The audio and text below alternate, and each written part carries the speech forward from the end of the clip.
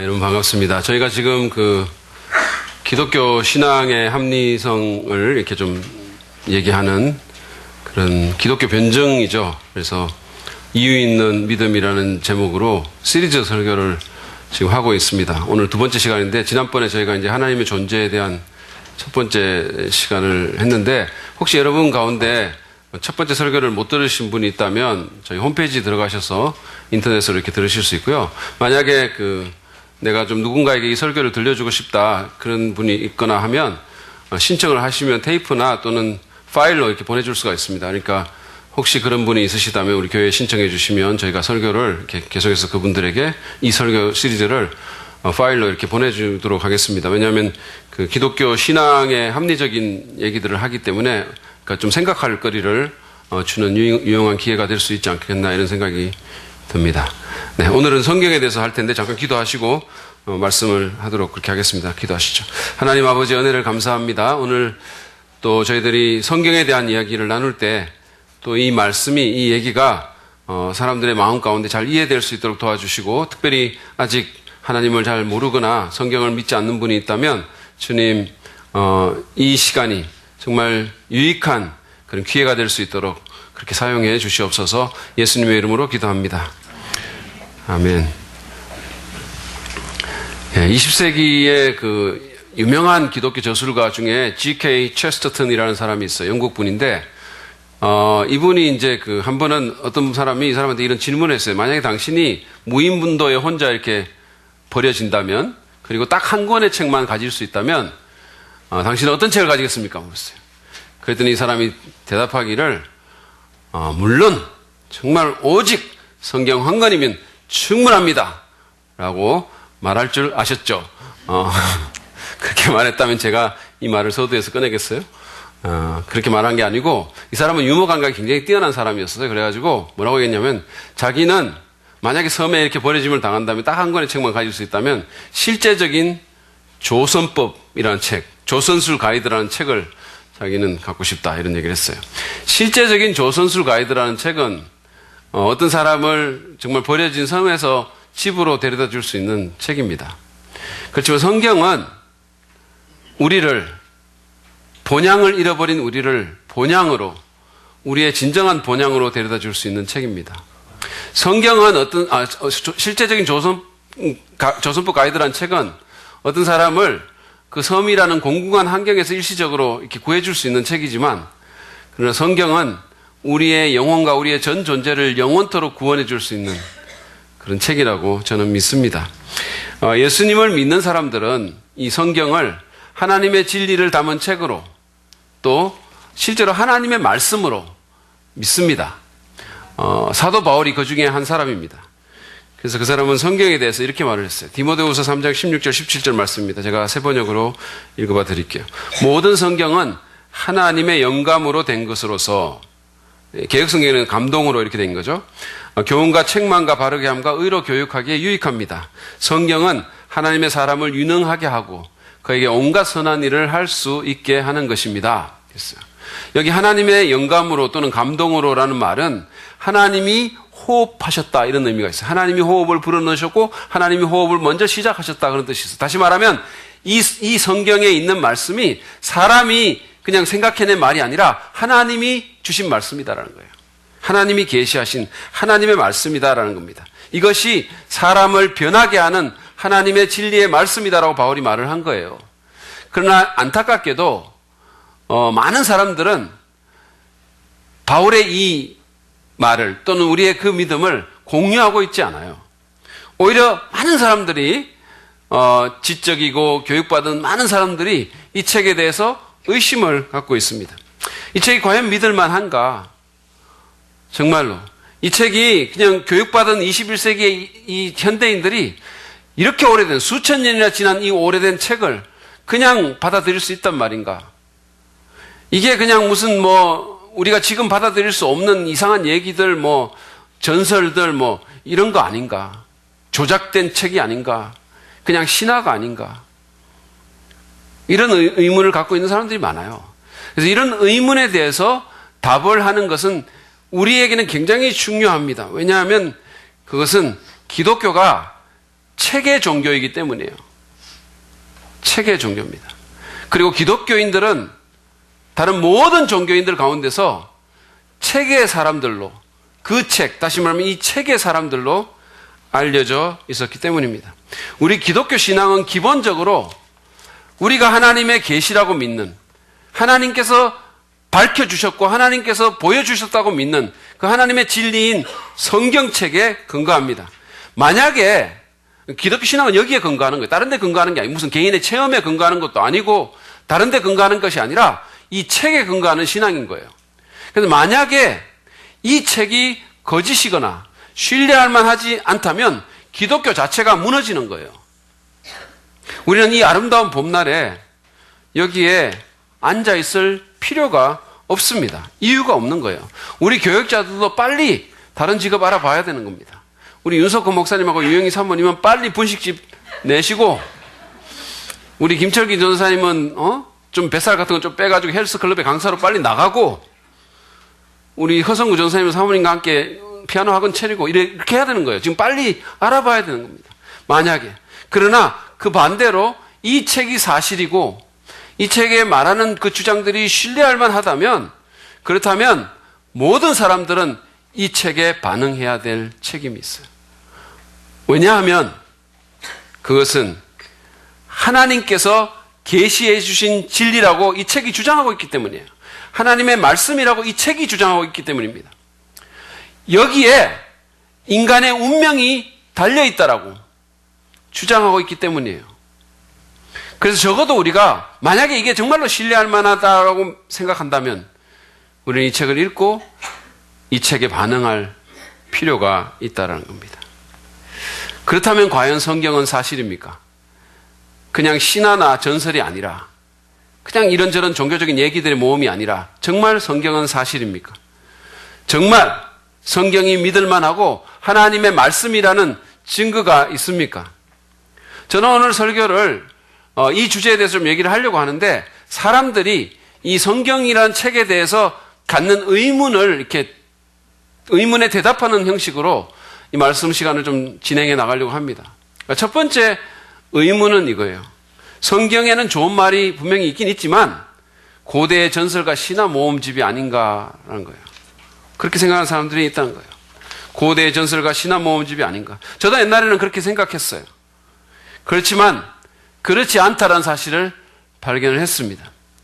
성경은 전설이나 신화가 아니라 오히려 성경은 역사책에 더 가깝습니다. 성경에는 수많은 역사 이야기들과 수많은 지명과 인명과 역사적인 자료가 있습니다. 신화와는 그 성격이 질적으로 다른 거예요. 오랫동안 이런 문헌 연구를 해온 전문 학자들, C.S. 루이스 같은 사람들이 이 문헌들을 연구해 본 결과 성경은 전적으로 신화하고는 다른 형식의 책이다라고 말을 했어요. 최근에 노아라는 그 할리우드의 블록버스터 영화가 이렇게 상영이 되면서 사람들이 이렇게 그에 대한 관심을 갖고 있고, 얼마 전에 그게 뉴스에도 한번 나왔었어요. 그 노아에 대한 그 뉴스거리가 나왔는데, 노아라는 게 사실은 뭐 성경에서 소재를 따왔기 때문에 많은 사람들이 성경 얘기라고 생각할지 모르지만, 성경 영화라고 생각할지 모르지만 성경 영화는 아니에요. 기독교적 영화도 아닙니다. 그 영화를 만든 사람이 그렇게 주장했어요. 그거 아니라고. 여러분들이 그냥 참고하시길 바라겠고, 어쨌든 간에 이 노아라는 영화가 이렇게 상영이 되고 나서 뉴스에서 이 노아의 이야기에 대한 그 뉴스를 하면서 아나운서가 이런 식으로 말을 했어요. 이게 그냥 전설일까요? 노아에 대한 것을 말하면 이게 진짜 사실일까요? 아니면 전설일까요?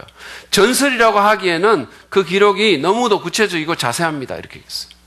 그러면서 이를테면 몇 날 며칠부터 비가 내리고 비가 얼마간 왔고, 그 다음에 무슨 노아의 방주가 아라랏 산이라는 그 산에 도달했다고 하는 지명도 나와 있고, 그래서 지금도 많은 사람들이, 탐험가들이 그 아라랏 산에 노아 방주의 잔해를 찾으려고 다닙니다. 이런 뉴스가 나왔었어요. 그 아나운서의 말을 종합해보면 이게 진짜 전설 같긴 한데, 그러나 그 기록이 너무 자세하고 너무 상세해서 지명까지 나와 있고 시점까지 나와 있기 때문에 전설로 보기에는 참 어렵다라는 얘기예요. 여러분, 성경이 얼마나 역사적인 상세 사항에 신경을 쓰고 있는지 아십니까? 그것을 보여주는 대표적인 구절을 제가 한 구절 여러분에게 보여드릴게요. 누가복음 3장 1절부터 2절 말씀이에요. 한번 보시죠. 디베리오 황제가 왕위에 오른 지, 디베리오 황제는 로마의 황제입니다. 티베리우스라는 사람이에요. 디베리오 황제가 왕위에 오른 지 15째 해에 곧 본디오 빌라도가 총독으로 유대를 통치하고 헤롯이 분봉왕으로 갈릴리를 다스리고 그의 동생 빌립이 분봉왕으로 이두레와 드라고니 지방을 다스리고 루사니아가 분봉왕으로 아빌레네를 다스리고 안나스와 가야바가 대제사장으로 있을 때 하나님의 말씀이 광야에 있는 사가랴의 아들 요한에게 내렸다. 여러분 이 묘사를 보세요. 이게 한 스크린에 다 담을 수 없어서 그런데 정말 얼마나 꼼꼼하고 자세한, 얼마나 구체적인 묘사인지 모른다는 거예요. 우리 교회의 사역자들 중에 저를 포함해서 이렇게 꼼꼼한 사람은 한 사람도 없고 그 발치도 따라갈 수 없는 거예요. 아무도. 우리 김철기 전도사님은 홈페이지에 제 설교를 올리면서 자기 이름을 써놨어요. 꼼꼼하지가 않은 거예요. 허성구 전도사님은 지난 금요일 날 오후에 퇴근할 때 제게 간다는 말도 없이 그냥 교회에서 나갔다가 뒤늦게 문자가 왔어요. 목사님 생각에 잠겨서 그냥 나왔습니다. 죄송합니다. 그냥 그러는 거예요. 우리 윤석권 목사님 부부는 더 말할 것도 없어요. 윤 목사님은요, 어떨 때 한 번씩 이렇게 보면 저를 이렇게 그날 처음 보는데도 처음 보는 줄도 모르고 그냥 서 있어요. 제가 앞에 있는 줄도 모르는 것 같아요. 어떨 때 보면. 여러분, 근데 그것과 비교해보면 누가는 얼마나 꼼꼼한 사람인지 몰라요. 엄청 꼼꼼하게 역사적인 상세사항을 기록을 했어요. 여기 이 짧은 구절에 8명의 역사적 인물의 이름이 나옵니다. 그리고 5개의 지명이 나오고 연대가 정확하게 설정되어 있어요. 티베리우스 황제 몇 년째 이렇게 되어 있어요. 다 확인해. 그 황제가 몇 년째 다스릴 때 어떤 지역에 누가 총독이었고 어떤 지역에 누가 총독이었고 유대 제사장은 누구였는지 정확하게 대조해 볼 수 있는, 확인해 볼 수 있는 자료를 제시해 놓고 있는 거예요. 그가 왜 이렇게 신경을 썼을까요? 누가는 우리 주님에 대한 이 기록이, 예수님에 대한 이 기록이 그저 그 옛날 전설의 고향과 같은 그런 정류의 자료가 아니라는 사실을 독자들이 알기를 원했던 거예요. 이러한 역사적인 자료가 많이 성경에 포함되어 있기 때문에 성경에 나오는 수많은 그런 지명이나 무슨 인명이나 정보들이 고고학적으로 발굴이 된 겁니다. 그래서 그것이 사실이 이미 밝혀졌어요. 예를 들어서 성경에 보면 고레스라는 페르시아 황제가 나와요. 이 사람이 바벨론을 멸망을 시키고 그리고는 이제 정복을 합니다. 그래가지고 어떤 일이 벌어지냐면 에스라서에 보면 이 사람이 그 고대 근동 지역을 정복한 후에 자기 나라의 포로대에 잡혀있던 유대인들을 풀어줘요. 귀환시킵니다. 그리고는 유대인 성전을 다시 짓게 해주는 허락을 내리는 거예요. 근데 많은 비평가들이 이 부분에 대한 성경 이 기록을 이게 사실이 아니라고. 왜냐하면 그렇게 정치적이고 야가 빠진 그런 페르시아의 왕들이 뭐 때문에 그렇게 하겠냐고. 뭐 때문에 그 억지로 일부러 포로 잡아온 사람들을 도로 보내주고 남의 나라 성전까지 지어주겠냐고. 이거는 사실이 아니라고. 이거는 유대인들이 그냥 지어낸 얘기라고. 이런 얘기들을 했었어요. 그런데 1879년도에 지금의 이라크 지역에서 길이 약 23cm의 원통을 하나 발견한 후에 이런 주장이 쑥 들어가게 됐어요. 이게 고레스의 실린더라는 그런 겁니다. 이게 지금 현재 대형 박물관에 소장되어 있는 거예요. 근데 여기 보면 여러분 뭔가 이렇게 적혀 있는 것 같으시죠? 여기에 글자가 적혀 있어요. 근데 어떤 글이냐 하면 제가 그냥 번역된 글을 이걸 읽어봐 드릴게요. 나는 고레스, 세계의 왕, 위대한 왕, 정정당당한 왕, 사방의 왕이며 생략하고 나는 오랫동안 황폐되어 온 성소들과 그 안에 있던 신상들을 티그리스 강 저편에, 다시 말하면 팔레스타인 지역에 신성한 도성들로 귀환시켰으며 그들을 위하여 영구적인 성소들을 지어주었다. 이곳의 주민들을 모두 모아서 그들의 거주지로 귀환시켰다. 그래서 이것이 발굴되고 나서 비평가들의 입이 쑥 들어갔어요. 에스라서에 있는 성경이 그대로 나온 겁니다. 또 다른 예를 하나 들어볼까요? 사도행전 19장 22절 말씀에 보면 에라스도라는 사람의 이름이 나와요. 이 사람은 바울의 조력자로 나오고 로마서 16장 23절에 보면 그 당시에 고린도라는 도시의 재무장관으로 이렇게 소개가 돼 나와요. 많은 학자들이 이거를 보고 초대교회의 이 멤버들은 다 하층민들인데 노예라든지 못 사는 사람들이라든지 다 이런 하층민인데 이 고린도라는 그 유럽 도시에 재무장관이 그것도 바울의 조력자라는 건 말이 안 된다고. 그래서 이 사람의 존재를 의심을 했어요. 그런데 1929년도에 고고학자들이 1세기에 고린도를 발굴해 나가면서 그 길에서 돌을 하나 발견을 했는데 그것이 모든 의구심을 해소시켜줬어요. 바로 이겁니다. 이거를 발견했어요. 여러분 글자를 읽을 수 있겠어요? 이게 라틴 글자인데 적어도 첫 번째 글자는 보이세요? 제발 보인다고 좀 말해주세요. 첫 번째 ERASTVS라는 게 보이죠? 에라스토버스. 다시 말해서 에라스도라는 사람이에요. 에라스도는 이 말이 무슨 뜻이냐면 에라스도가 여기 나오는 세 번째 이게 보이는지 모르는데 에빌이라는 게 보입니까? 근데 그 세 번째 단어가 뭐냐 하면 재물을 맡아서 책임진 사람 이런 뜻이에요. 타이틀입니다. 그러니까 이런 의미예요. 재물을 총괄하는 행정장관 에라스도가 이 길의 비용을 지불했다라는 라틴어로 된 석판이 발견이 된 거예요. 길에서. 하나만 더 예를 들어보죠. 사도행전 18장 2절에 보면 로마의 글라우디오 황제가 모든 유대 사람에게 로마를 떠나라는 칙령을 내렸다고 사도행전 18장 2절에 기록이 되어 있어요. 근데 1세기 로마의 역사가인 수에토니우스라는 사람이 그의 역사책의 기록을 통해서 이 기록이 얼마나 정확한지를 말해주고 있어요. 들어보십시오. 로마의 유대인들이 그리스도의 선동 아래, 이 사람이 크레스토스라고 썼는데 그리스도의 선동 아래 계속해서 문제를 일으켰기 때문에 글라우디오는 그들을 도시에서 추방시켰다. 이런 예들은요, 제가 지금까지 든 예는 정말 빙산의 일각에 불과한 거예요. 수많은 것들이 발견이 됐어요. 고고학이 지금까지 2만 5천 곳이 넘는 성경의 장소들, 수만 명의 성경 인물들, 사건들에 대한 자료를 발굴했어요. 그래서 뛰어난 고고학자인 넬슨 글루액이라는 사람이 증언했듯이 현재까지 단 한 건의 고고학도 성경의 자료와 직접 모순된 것이 없는 거예요. 몇 년 전에 그 뉴욕타임스의 베스트셀러였던 Walking the Bible이라는 성경의 땅을 걷다라는 그런 책을 낸 브루스 페일러라는 사람이, 이 사람은 이제 팔레스타인에 가가지고 직접 조사를 한 거예요. 자기가. 이 사람은 우리 같은 그런 복음적인 믿음을 갖고 있는 사람 아니에요. 기독교인은 기독교인인데 그런 사람 아니에요. 근데 어쨌든 이 사람이 팔레스타인에 가가지고 순전히 학적인 그런 관심에서 거기 가가지고 그 길을 걸으면서 직접적으로 조사를 하면서 사람들과 대화를 하면서 책을 하나 썼어요. 이게 이제 뉴욕타임즈 베스트셀러가 됐는데 어쨌든 그 과정 가운데서 네게브 대학의 교수고 인류 고고학자인 엘리아저 오렌이라는 사람을 만났어요. 교수님을 만나가지고 그 사람에게 이런 질문을 했어요. 당신의 고고학적인 연구가 히브리 성경, 다시 말해서 구약 성경에 대한 당신의 그 평가에 어떤 영향을 미쳤습니까? 라고 물었어요. 그랬더니 오렌 교수가 대답하기를 자기가 젊었던 시절에는 좀 반항적이어서 성경을 그렇게 별로 그렇게 심각하게 받아들이지 않았다는 거예요. 유대인임에도 불구하고 자기는 성경에 대해서 그렇게 부정적이었다는 거예요. 그런데 연구를 하면 할수록 성경에 대한 존경심을 갖게 됐다라고 말을 했어요. 그래서 이 대화가 마무리될 쯤에 이 사람이 이제 이 브루스 페일러가 물은 거예요. 그 오렌 교수한테.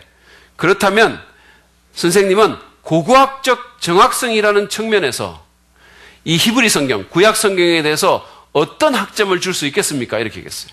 그랬더니 대화하는 내내 한 번도 웃지 않고 있던 사람이 처음으로 미소를 지으면서 A++ 학점을 주겠다 이렇게 얘기했다는 거예요. 성경의 정확성이라는 측면에서 A+ 꽃배기를 주겠다라고 얘기를 했다는 거예요. 이뿐만이 아닙니다. 옥스퍼드 대학에서 박사학위를 딴 윌리엄 램지라는 사람은 원래는 무신론자였었어요. 근데 이 사람이 예루살렘에 가가지고 사도행전에 나오는 고고학적인 연구를 25년 동안이나 했어요. 여러분 성경을 이렇게 좀 정말로 이게 맞나 싶으면 그 정도는 해보고 얘기를 해야 되지 않겠어요? 어쨌든 이 사람이 그렇게 했어요. 그러고는 이런 말을 했습니다. 누가의 기록은 가장 세밀한 부분까지 완전 정확하다라고 말하면서 자기가 크리스찬이 됐다고 회심을 발표를 했어요. 이런 예도 제가 수도 없이 들 수가 있어요. 물론 고고학이나 역사적인 연구가 성경이 하나님의 말씀을 증명하지는 않습니다. 저는 그것 때문에 성경 믿는 거 아니에요. 그러나 적어도 그것은 성경의 역사적인 기록이 정확하고 이것이 그냥 전설이나 신화 수준의 얘기가 아니라는 얘기예요. 사실에 근거한 기록이 있다는 겁니다. 기록이라는 거죠. 자, 두 번째 의문이에요. 두 번째 의문은 이겁니다.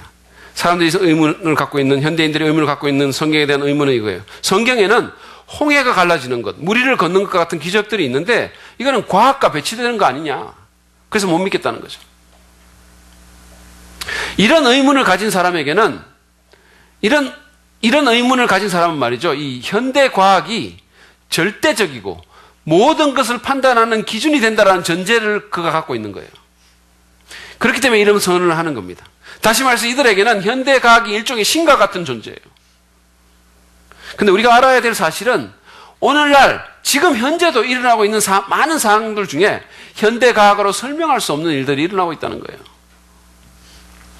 제가 지난 금요일 날 이제 기도회 마치고 이렇게 집에 들어가서 우연히 이렇게 TV를 틀었는데 KBS에서 무슨 다큐멘터리를 하는데 종교 관련 다큐멘터리를 하더라고요. 그래서 좀 관심이 가서 조금 지켜봤어요. 근데 거기에 뭐가 나오냐면 소위 말해서 이 임사 체험이라는 거 있잖아요. 그 Near Death Experience라고 해가지고 생물학적으로 사망 판정을 받은 사람들, 예를 들어서 호흡이 멎고 뇌가 정지하고 뭐 이런 사람들이 그런 사람들이 다시 깨어나오는 소위 임사 체험을 전문적으로 연구하는 의사가 하나 나왔어요. 그러면서 그 사람이 뭔 얘기를 하냐면 자기 환자 중에 그러니까 임사 체험을 한 사람들이 제법 있다는 거예요. 그런데 그 사람들이 말한 것이 공통점이 있는데 그게 뭐냐면 이 사망 판정이 내린 후에 이 사람들이 다시 깨어나서 사망 판정이 내린 후에 누워있는 자기 자신을 봤다라고 얘기를 하고 그 주변에서 어떤 일이 일어난지를 정확하게 말을 하더라는 거예요. 그래서 그 사람이, 그 의사가 이게 너무 신기하고 그래가지고 이걸 좀 연구를 해봐야 되겠다. 그래가지고 이게 병원에 이렇게 그 사람들이 죽으면 병원에 누워있는 침대 위에 이렇게 등 같은 게 있는데 이렇게 그게 있는데 그 위에다가 타임지 같은 잡지를 올려놓은 거예요. 그래가지고 이제 그걸 봤는지 안 봤는지 실험하려고 하는 거예요. 그런 게 나오더라고. 그것이 진위 여부를 떠나서, 임사체험의 진위 여부를 떠나서, 여러분, 이런 일들은 정말로 현대과학으로 설명이 안 되는 얘기들이에요. 수많은 사람들이 그 주장을 하고 있습니다.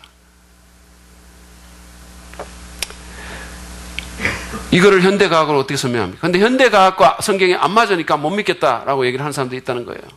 근데 그뿐만이 아니에요. 사실은 그 하버드 대학 그 박사인데 이분이 과학 철학자입니다. 토마스 쿤이라는 사람이 혹시 아는 분이 있을지 몰라요. 그 토마스 쿤이라는 사람 굉장히 유명한 사람인데 이 사람이 과학혁명의 구조라는 책을 썼어요. 저도 그 책을 갖고 있는데 그 과학혁명의 구조라는 그 책이 이 과학계에 정말 이 혁명적인 정말 패러다임이라는 말을 유행시킨 책이고 혁명을 만들어낸 책이에요. 근데 그 책에 보면 과학 그 자체도 패러다임의 영향을 받는다는 거예요. 과학도.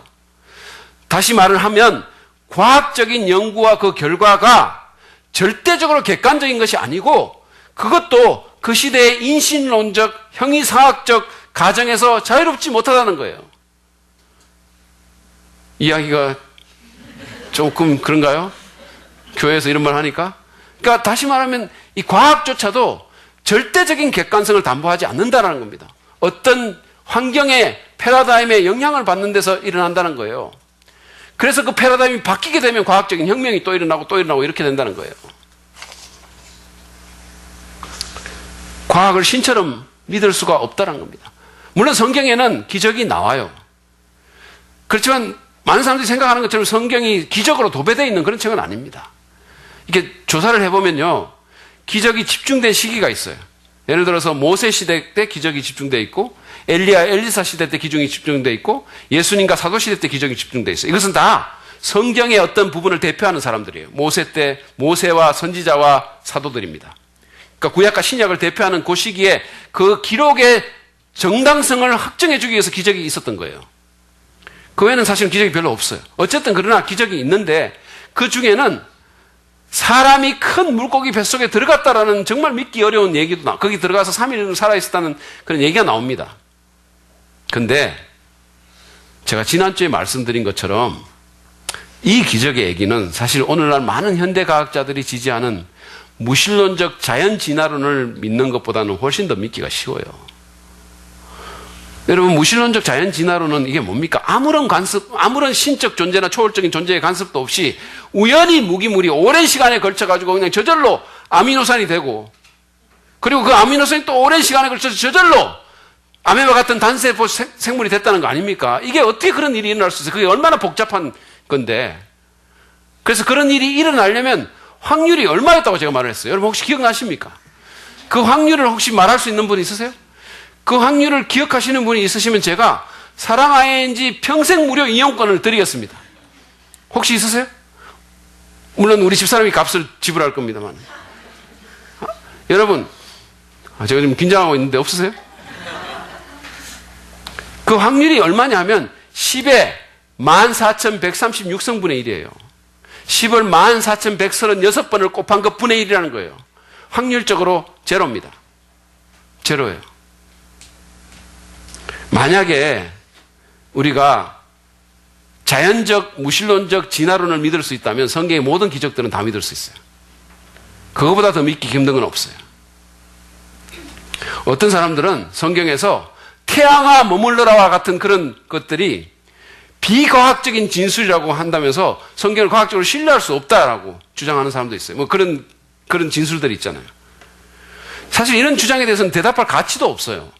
그렇지만 일단 제가 말씀드리고 싶은 것은 뭐냐면 성경은 과학 교과서가 아니라는 사실이에요. 성경은 사람들에게 영적 진리를 주는 책인데 그것에 수반되는 역사적인 사실들이 있지만 그게 과학 교과서는 아닌 거예요. 그런 성경을 과학 교과서처럼 본다면 그것은 그 사람의 해석학적 무지를 드러내는 것에 다름 아니에요, 사실은. 그러나 그렇다 하더라도 아무리 과학적인 사람이라 할지라도 여러분 아침에 해를 보면서 해가 떴군이라고 말을 하지, 지구가 365분의 1만큼 또 태양을 향해서 공전하면서 또 한 번 거꾸로 자전했군, 이렇게 말하는 사람 아무도 없어요. 그렇게 말하는 사람이 어디 있습니까? 제가 물리학을 공부한 사람인데 수많은 과학자들을 만나봤지만 아무도 그렇게 말하는 사람 없었어요. 그게 아무리 정확한 과학적 진술이라 할지라도 그냥 해가 떴군이라고 얘기하지, 그냥 태양아 머물러라 이렇게 말하지, 공전을 멈춰라 이렇게 말하지는 않는다는 거예요. 아무도. 기적이 과학과 배치돼서 성경을 못 믿겠다라고 말하는 사람은 기적을 행하는 신의 존재를 못 믿겠다고 말하는 것과 같은 거예요. 기적을 행하는 신의 존재를 못 믿겠다는 전제가 된 사람이 그런 말을 하는 거예요. 기적이 있어서 성경을 못 믿겠다라고 말을 하는 겁니다. 여러분, 티모티 켈러라는 사람이 주장한 것처럼 만약에 창조주 신이 진짜 있다면 기적의 가능성은 조금 더 비논리적이지 않아요. 정말로 우리가 창세기 1장 1절에 태초에 하나님이 천지를 창조하시는 이 큰 기적을 받아들인다면 그 안에 담긴 수많은 자잘한 기적들은 다 받아들일 수 있는 거예요. 무에서 이 모든 것을 만들어냈는데 그 만든 것 일부를 조금 손보는 게 그게 뭐가 그렇게 큰 문제겠어요? 그게 무슨 그렇게 큰 문제겠습니까?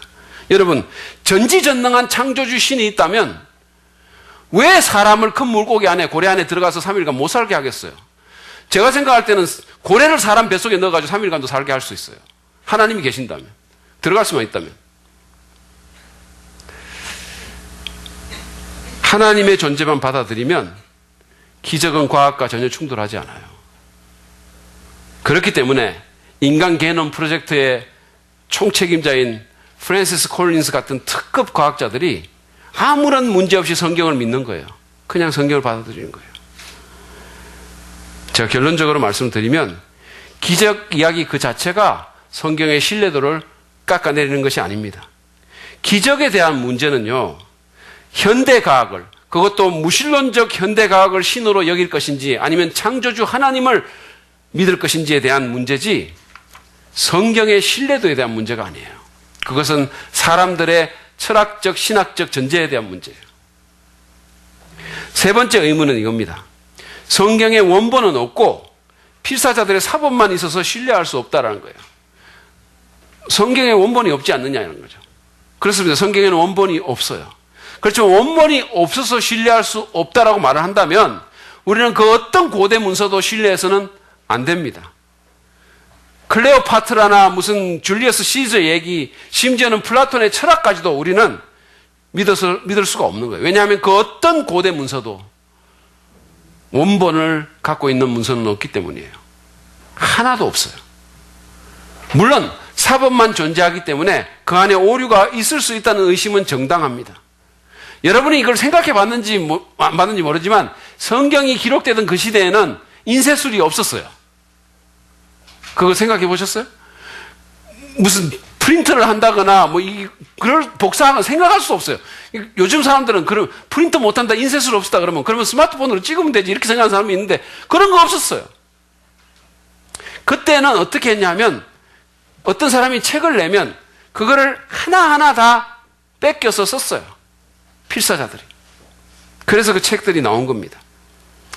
누군가가 책을 쓰면 10에서 한 12m 정도의 이 나무로 만든 종이에, 나무잎으로 만든 종이에다가 한 글자 한 글자를 필사자들이 썼습니다. 그걸 파피루스라고 얘기를 하는 거예요. 그런데 그 과정에서 오류가 들어갈 가능성이 있을까요? 있죠. 있습니다. 그래서 이런 의문을 갖는 것은 정당한 거예요. 그러면 고대 문서의 정확, 우리가 오늘날 무슨 수많은 얘기들 막 고대 문서를 인용하기도 하고 플라톤을 읽기도 하고 소크라테스에 대한 얘기를 읽기도 하는데, 자, 그렇다면 그 고대 문서의 정확도와 신뢰도를 어떻게 측정할 수 있는가라는 거예요. 그것은 사본이 얼마나 많이 남아 있으며 그 사본이 원본과 시간차가 얼마나 적게 나고 그 다음에 그 사본 간의 오차가 얼마나 적은가를 통해서 그 신뢰도를 측정하는 게 있는 거예요. 자, 그렇다면 그런 기준에 의하면 성경의 신뢰도는 압도적입니다. 정말 압도적이에요. 상대가 안 돼요. 일단 제가 다른 고문서들에 대해서 한번 좀 얘기를 해드릴게요. 줄리어스 시저 아시죠? 루비콘 강을 건넜다. 그 줄리어스 시저라는 사람이 쓴 갈리아 전기라는 그 책이에요. 근데 이게 사본입니다. 남아있는 지금 사본인데 여기에 이제 루비콘 강을 건넜다는 이런 게 나와요. 근데 여기에 이 사본은 원본과의 시간차가 무려 1000년에 달해요. 1000년이나 지난 사본이 남아있는 거예요. 다시 말하면 누군가가 뺏겼고 누군가가 뺏겼었는데 다 없어지고 이것만 남아있다는 거예요. 지금 우리가 보고 있는 것은 이거를 근거로 해서 보고 있다는 거예요. 아시겠어요? 이거를 근거로 우리가 루비콘 강을 어쨌다는 주사위를 던져 이런 걸 우리가 알고 있다는 거예요. 자, 그런데 이 사본이 그럼 몇 개 남아있냐? 사본 수는 10개에 불과합니다. 그 다음에 역사가 타키투스가 쓴 역사는 원본과의 연대차가 1000년이고 이것도 사본 수가 20개예요. 20개밖에 안 남아 있습니다. 헤로도투스 아시죠? 헤로도투스라는 사람이 쓴 역사책도 원본과의 연대차가 무려 1300년이나 나와요. 그러니까 다 없어지고 1300년 지난 게 남아 있는 거예요. 근데 그걸 근거로 우리가 오늘날 그 사람에 대한 지식을 갖고 있는 거예요. 그리고 7개의 사본만 남아 있습니다. 이재기가 쓴 회복의 은혜는 사본이 수천 개 남아 있어요. 얼마나 정확하겠어요. 농담입니다. 근데 성경과 가장 자주 비교되는 호모의 일리아드라는 그런 책이 있어요. 오늘날 많은 문학자들이 읽고 하는 책인데 그 책도 이게 언제 쓰여졌냐면 주전 900년에 쓰여졌어요. 근데 가장 오래된 사본이 주전 400년 거예요. 그러니까 시차가 500년이 나는 거죠. 500년이 나고 남아있는 사본이 644개예요. 그래도 고대 문서 중에는 굉장히 많이 남아있는 책입니다. 644개가 3개가 남아있어요. 그리고 사본 간의 오류 정도를 조사를 해봤더니 5% 정도의 오류가 있어요. 자, 그렇다면 신약 성경은 어떨까요? 신약 성경의 경우에 사본학의 세계 최고 권위자인 프린스턴 대학교의 브루스 메츠거 교수가 말한 것처럼 성경의 원어인 헬라어 사본이 몇 개가 남아있냐? 5644개가 남아있어요. 거기다가 무슨 라틴어 사본이라든지 에티오피아 사본까지 다 합치면 24,000개 이상의 사본이 존재하는 거예요. 엄청나게 많은 사본들이 있는 겁니다. 거기다가 가장 빠른 사본가의 시간차는 불과 25년밖에 안 되는 거예요. 딴 데는 500년, 1000년 이러는데 불과 25년 차이가 시간차밖에 안 나고 사본 간의 오류 차이도 0.5%밖에 안 되는 거예요. 그래서 노만 가이스라는 사람이 우리는 105%의 성경 원본을 갖고 있다고 말한 거예요. 그렇기 때문에 그만큼 정확하다는 거예요. 이 모든 것을 기준으로 신뢰도를 조사를 해보니까 신약 성경의 신뢰도가 호모의 일리아드보다 무려 8000배나 높았던 거예요. 그럼에도 불구하고 다른 고문서의 저자나 기록의 신빙성을 의심하지는 전혀 의심 없이 읽는 사람들이 성경의 신빙성을 문제 삼는 것은 논리적이지가 않은 거예요.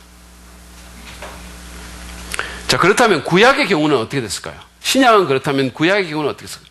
구약은요, 여러분이 알다시피 구약은 예수님이 오시기 전에 이미 기록이 됐고 유대인들이 예수님 오실 때 이미 해당해서 읽고 있었던 성경이잖아요. 그렇죠? 자, 그렇다면 이 사본은 언제 거냐? 이게 900년 그러니까 주후 900년 정도 꽤 있었어요. 가장 빠른 사본이. 그러니까 다시 말하면 신약이 기록되고도 거의 1000년이 지난 시점의 사본입니다. 당연히 비평가들이 구약의 신뢰도를 문제 삼을 수밖에 없겠죠. 너무 많은 시간이 떨어져 있으니까. 그런데 1947년에 엄청난 고고학적 발굴을 하나 했어요. 그게 뭐냐면 어떤 사람이 이 사해 옆에 쿰란 지역이라는 여기 동굴들로 가득 찬 이 지역을 한 목동이 가다가 우연히 항아리 하나를 발견했어요. 그 안에 주전 1세기, 2세기의 문서가 들어있었습니다. 근데 그것이 바로 구약 성경의 사본이었어요. 그러니까 기존에 남아있던 그 사본보다 무려 1000년 또는 1100년이나 앞선 그런 사본을 발견을 한 거예요. 그래서 이것이 사해사본이라고 말해집니다. 혹시 들어보셨어요? 사해사본? 근데 이 사해사본과 그 900년의 사본, 그러니까 마소라 사본을 이렇게 비교를 해본 결과 놀라운 발견을 하나 하게 된 거예요. 그게 뭔지 아세요? 그러니까 무려 1000년 이상의 차이가 나는 사본들을 비교를 해보니까 놀랍게도 정확하게 맞는 거예요. 일치하는 거예요. 내용들이. 그러니까 오류가 있는 것은 스펠링 오류 몇 개 방에는 정말로 정확하게 잘 맞는 거예요. 어떻게 이런 일이 있을 수 있을까요? 구약의 역사가인 요세푸스라는 사람에 의하면 구약의 필사자들은, 이 뺏겨 쓰는 사람들은 자기들이 하나님의 말씀이라고 믿는 이거를 뺏겨 쓰기 때문에 극도의 경건함을 갖고 썼다는 거예요. 그래가지고 언제나 옷도 똑같은 것을 입고, 왜냐하면 다른 옷을 입으면 마음이 흩어지니까. 이 필사할 때는 언제나 똑같은 옷을 입고, 언제나 금은 잉크로 가장 좋은 가죽종이에다가 이것을 옮겨 썼다는 거예요. 그리고는 이 하나님의 특별히 이름을 쓸 때는 어떤 고관대작이 들어와도, 심지어는 왕이 들어와도 일어나기는커녕 쳐다보지조차 않았다는 거예요. 그래서 기록에 의하면 목숨을 잃은 사람들도 있다는 거, 그것 때문에. 그러니까 진짜 목숨을 내걸고 필사를 했기 때문에 1000년이 지나도 오류가 거의 없는 거예요. 그만큼 성경이, 그 사본이 정확하다는 거예요. 그뿐만이 아니에요. 20세기 초중반만 하더라도 많은 비평가들이 구약의 그 히브리 종교와 성경은 주전 300년이 되기까지는 제대로 조직도 안 됐다라고 이렇게 얘기를 했어요. 다시 말하면 우리가 지금 여러분 성경에서 모세오경이라고 믿는 거 있잖아요. 모세가 썼다라고 믿는 창세기, 이 모세오경이 1500년에 기록된 게 아니라 그거보다 1200년에 더 지나서 300년도에 누군가가 그냥 이렇게 생각하면서 그냥 자기 생각대로 썼다는 거예요. 그들이 그렇게 주장을 했어요. 그런데 1979년도에 가브리엘 바케이라는 사람이 20세기의 10대 고고학적 발견이라고 불리는 엄청난 발견을 했어요. 주전 700년경의 것으로 보이는 담배각만한 크기의 말려진 은이에요. 이렇게 말려진 은을 발견했어요. 2조각을 발견했어요. 이게 너무 오래된 거라서 이거를 펴는 데만 3년이라는 세월이 걸렸습니다. 그리고 여기에 쓰인 글자를 읽는데, 글자를 읽으려고 화학약 작품 처리라고 하는데 그때 또 3년이 시간이 된 거예요. 그러니까 6년이라는 시간을 걸쳐서 이거를 복원했어요. 그리고 그들이 읽었던 첫 번째 단어가 뭔지 아십니까? 바로 야훼라는 단어예요. 여호와라는 단어입니다. 근데 이거를 글자를 보니까 이게 민수기 6장에 나오는 여호와께서 너를 지키시고 복주시기 원하며라는 위대한 대제사장적 축복의 글이 여기에 적혀 있는 거예요. 민수기의 글이 여기에 적혀 있는 거예요. 그러니까 다시 말하면 비평가들이 3세기에 누가 조작해서 썼다라고 말을 했는데 그것보다 400년이나 더 전에 벌써 이미 이런 글들이, 기록들이 남아 있었다는 거예요. 그만큼 기록들이 신뢰할 만하다라는 얘기입니다. 제가 지금까지 신약과 구약을 넘나들면서 다른 문서와 비교하면서 열거한 이 모든 것은 사본의 증거와 이 지원을 볼 때 성경의 신뢰도는 다른 어떤 문서하고도 비교할 수 없다라는 거예요. 어떤 고문서하고도 비교할 수 없다는 거예요. 여러분이 만약에 플라톤을 그냥 아무런 의심 없이 읽는다면, 그게 참 읽기도 힘들겠지만 어쨌든 그래도 읽는다면 성경은 더 말할 것도 없다는 거예요. 수천 배 또는 수만 배의 정확도가 더 있다는 거예요. 그러므로 성경은 신뢰할 만한 문서다라는 겁니다. 저는 오늘 성경에 대한 사람들의 몇 가지 의문을 좀 다뤘습니다. 성경은 신화나 전설과는 질적으로 다른 역사적 정확도를 지닌 문서라는 점, 그리고 성경의 기적이 현대 과학과 반드시 충돌하는 것이 아니라는 것, 그리고 사본의 증거가 성경의 신뢰도를 정말로 압도적으로 지지한다는 점을 여러분과 더불어서 봤습니다. 제가 다음 주에 좀 성경과 연관된 몇 가지 얘기들을 더 하기를 원해요. 근데 제가 오늘 설교를 마무리하면서 오늘날 성자 어거스틴이라고 알려져 있는 사람의 얘기를 여러분에게 좀 하겠습니다. 이 사람은 그 젊은 시절에 굉장히 좀 성적으로 방탕한 삶을 살았어요. 학자였습니다. 공부를 많이 한 사람이에요. 교수였고 가르쳤고 글도 썼고 학자였음에도 불구하고 자신의 마음속에 일어나는 성적인 욕망으로 끊임없이 괴로워하고 있고 방탕한 삶을 살아서 굉장히 힘들어하고 있었어요. 그래서 자신의 성적인 어려움과 영혼의 공허함으로 말미암아 고민을 하고 있었던 거예요. 학문으로도 안 채워지고. 그런데 어느 날 그 어디에 앉아 있는데 담장 너머에서 아이들이 줄넘기 같은 걸 하면서 집어들고 읽어라, 집어들고 읽어라라는 구호를 외쳤어요. 근데 이렇게 옆에 보니까 마침 성경책이 거기 놓여 있는 거예요. 그래서 이 사람이 그거를 들고 펴서 읽었어요. 로마서 15장에 있는 말씀을 읽었어요. 그리고 그 말씀을 통해서 하나님을 만난 거예요. 어거스틴이. 그래서 자신의 영적인 공허와 도덕적인 절망감이 해결이 됐고 인생이 180도 변했어요. 낮에는 철학자요, 밤에는 성탐닉자였던 그가 수많은 사람들에게 영향을 미치고 이 세상의 역사에 실제적으로 영향을 미친 그런 성자로 거듭나는 그런 순간이 되었던 것입니다.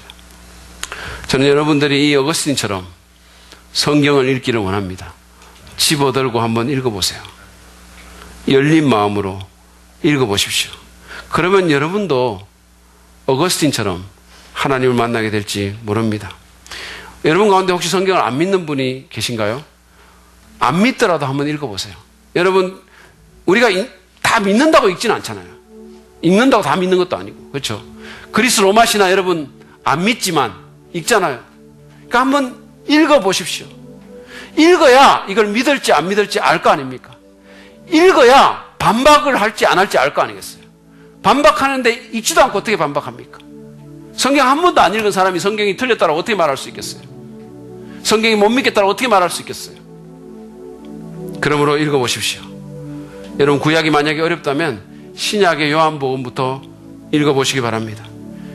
하나님의 사랑을 발견하고 하나님을 만나게 될지 어떻게 압니까? 해보십시오. 그리고 이미 믿는 그리스도인이라면 더욱 성경을 읽어야 됩니다. 여러분 성경은 믿을 만한 하나님의 말씀이며 진리의 말씀입니다. 하나님은 성경을 통해서 우리에게 말씀하십니다.